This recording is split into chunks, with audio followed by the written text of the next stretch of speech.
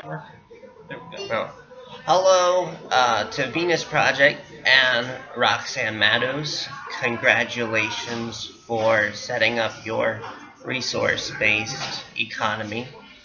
When I was first introduced to Venus Project, it was through YouTube and it was through Peter Joseph's videos of Zeitgeist. And there was just a small clip in there of the Venus Project.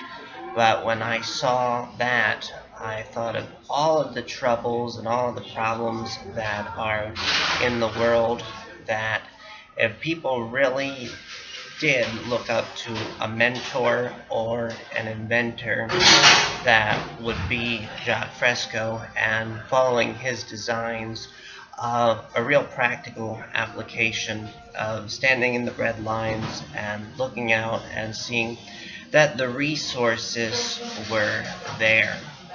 So one day we took a trip to the Venus Project, and we had to cancel the wavelength that we did have at the time and explore the idea, if you are using money and you go to work, you have a system where you can spend your money to support the lifestyle that you had. But I wanted to see what it would look like to break out of that. So if you were to leave your system of finance, then you couldn't get to where you're going without other people saying you should be responsible and spend your money here. And if you go to work, you'd never get to go to the Venus Project.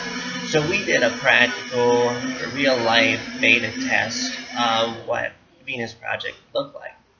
And my cousin Aiden had given me this Minecraft book, which is a video game, but it had practical application of what the youngsters building on a sandbox program could be in real life. So we went to the Venus Project, and they were filming there, and this was in 2014, and I showed the book, and the staff said, "Would you want to sit on the couch with Jacques Fresco?" And he sat there I sat with him, and he was doing his explanations, and all the people who were there that day were like a group saying, what can we do to help? We really are on the precipice of putting together what the Venus Project would be about. So he looked me in the eye on that day while he was explaining his story, and as he had met Einstein one day to talk, I as well felt like that was the same kind of feeling for me. The day I met Jacques Fresco was the day to realize that the Venus Project, is something that could come to life. So, as Albert Einstein would want to talk about mathematics, and Jacques Fresco said, well, that's not really my field and my area, it's a tool. He wanted to study social design. So too is my studies of following Plato and Socrates, and a good book to read would be the Symposium on the idea of what is the art of love in the world. And there was really a harmonious match between that and what Jacques Fresco was doing. So right now you're setting up resource-based-economy.com, and my friend Chris and I, we are working with a progressive politician as a volunteer, Greg Edwards, who was endorsed by Bernie Sanders, and we're finding that the progressive wing is very close, very pro-union, very resource-based, very equality, to bringing something like the resource-based economy about. And I wanted to explain this little piece, because this was the piece for me. This is a book that I wrote. It's called The UN Book the 30 Commandments of Human Agreement, and it was made by Balboa Press. And what it explores is this idea of what the older generation would talk about as being globalist, as being Agenda 21, and that being a form of an apocalypse that was to come if the world would get global.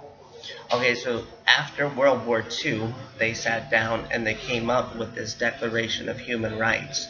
So there's 193 member states of the United Nations, and they all adhere to these 30 human rights.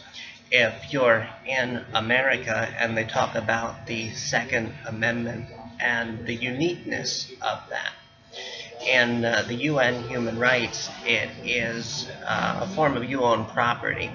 So really what that says is since 1948, when they put together with Eleanor Roosevelt and the Council for the United Nations, that these 193 member states are not unique in any way to the concept of borders. So I was born in 1990, and if everybody's been telling me since then, beware of the prophecies that are to come, well then, I've been logically living in the post-apocalyptic all of my life, because we've been under a global system, and it is a necessity, and we have to rid those fear-based belief systems in order to really prosper people. So congratulations on resource-based economy. Chris and I are from Pennsylvania, and we want to help out as we go into the future.